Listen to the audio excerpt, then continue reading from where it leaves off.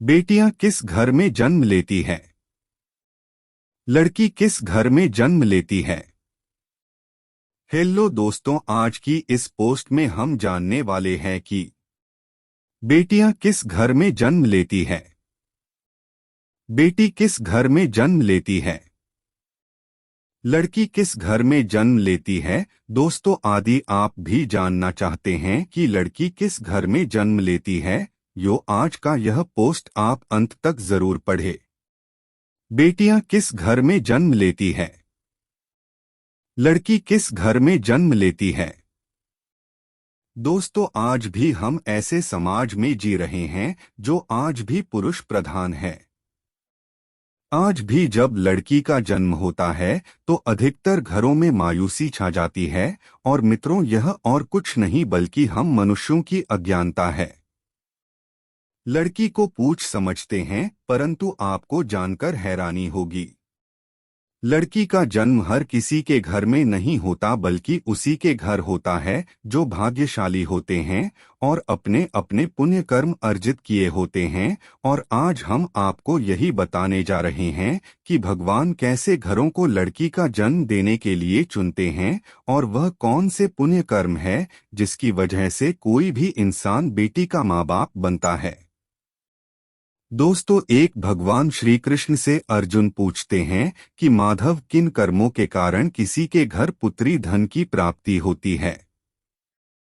अर्थात कैसे घरों में बेटियों का जन्म होता है। तब श्री कृष्ण अर्जुन से कहते हैं, हे पार्थ, अगर किसी के घर बैठे भाग्य से होते हैं तो बिटिया सौभाग्य से, और जो भी स्त्री या पुरुष अपने पूर्व जन्म में पुण्य कार्य अर्जित किए होते हैं उन्हें ही एक बेटी के माता पिता होने का सौभाग्य प्राप्त होता है। बेटियों को जन्म के लिए उन्हीं घरों को चुना जाता है जो बेटियों का भार सहन कर सके, क्योंकि तीनों लोकों में स्त्री अर्थात बेटियां ही ऐसी होती है जिसका भार हर कोई सहन नहीं कर सकता। वह बेटियां ही होती हैं जो इस सृष्टि को निरंतर चलाएं, मान होने के लिए अपना सर्वस्व निछावर कर देती हैं। हे अर्जुन, पर जिस दिन इस सृष्टि में बेटियों का जन्म लेना रुक जाएगा उस दिन सृष्टि भी है और धीरे धीरे इस सृष्टि का अंत हो जाएगा। मित्रों, भगवान श्री कृष्ण के इन बातों पर गौर किया जाए तो उनका कहा बिल्कुल सही है, क्योंकि बेटियां अगर नहीं होंगी तो किसी का भी वंश आगे नहीं बढ़ सकता। दोस्तों, आपने भी कई लोगों को कहते सुना होगा कि जिस घर में बेटी का जन्म होता है वह घर स्वर्ग के समान होता है, क्योंकि बेटा तो केवल एक कुल को रोशन करता है, बेटियां तो दो कुलों को रोशन करती है। माता पिता के घर वो बेटी के रूप में अपने उत्तरदायित्व का निर्वहन करती हैं, तो ससुराल आकर एक बहू के रूप में सारे कर्तव्यों का पालन करती हैं।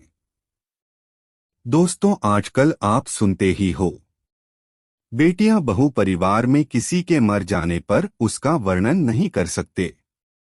लेकिन यह बिल्कुल भी सही नहीं है, क्योंकि रामायण में बताया गया है कि प्रभु श्री राम के पिता राजा दशरथ की मृत्यु हो गई तो माता सीता अर्थात राजा दशरथ की बहू नहीं उनका पिंडदान किया था, जिससे उन्हें जन्म मरण के चक्र से मुक्ति मिल गई थी।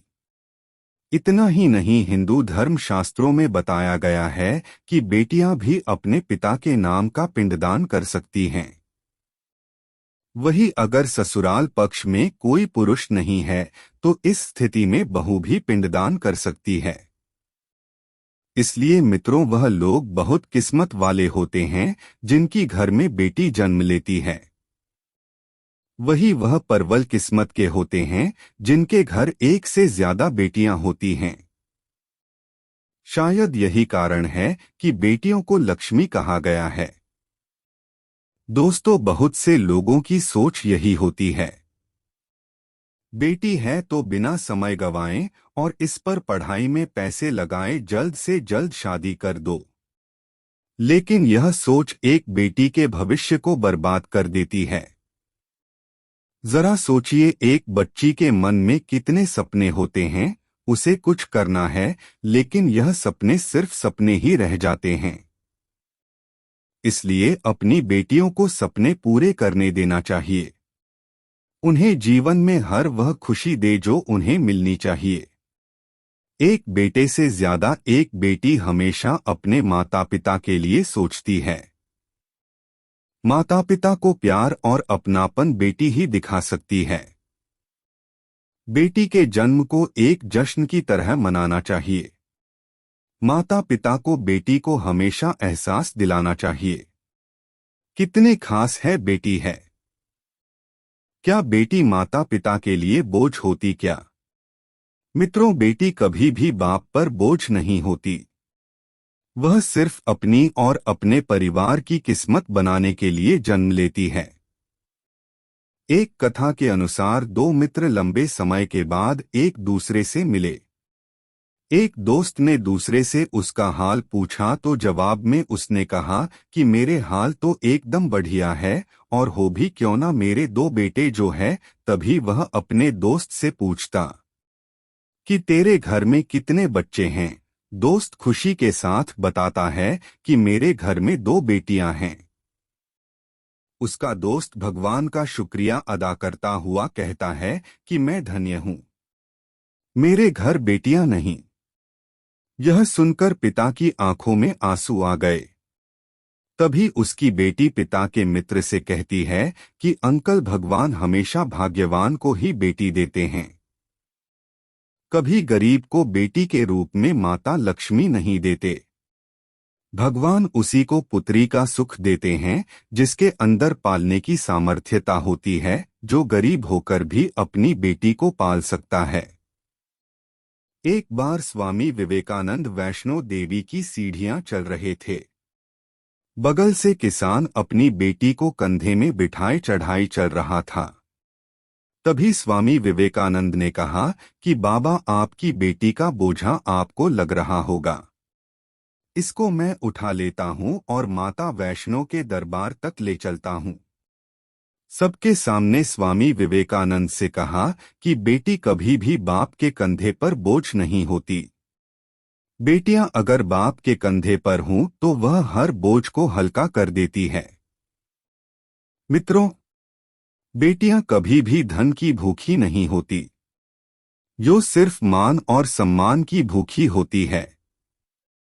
कौन सा कर्म करने से बेटी के रूप में जन्म लेते हैं? अब सोचने वाली बात है कि कौन सी कर्म के बाद आप किसी के घर लड़की के रूप में जन्म लेते हैं और उनके घर के लिए लक्ष्मी का रूप साबित होते हैं।